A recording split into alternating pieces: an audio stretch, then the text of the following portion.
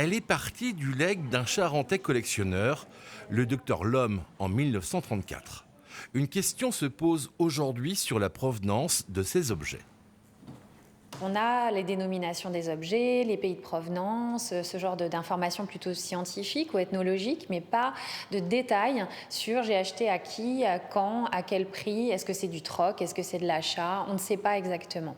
Et ça, la particularité, si vous voulez, c'est que c'est arrivé en 1934 et que dès 1935, la ville décide, dans son petit musée de Beaux-Arts, où il y avait à l'époque un peu de peinture et de sculpture à Angoulême, décide d'exposer la totalité de ce fonds, très très conséquent, plus de 3200 œuvres. Un legs qui a façonné l'identité du musée d'Angoulême. Jusqu'à aujourd'hui, des achats d'art africain ont suivi, des dons également. Au total, plus de 5000 pièces réparties entre expositions et réserves. Un chiffre impressionnant, certes, mais ici, aucune œuvre unique se rapportant à l'histoire d'un pays. Depuis 3 ans, une coopération s'est installée entre la France et le continent africain pour travailler en toute transparence. On est en train de monter un programme de recherche aussi commun.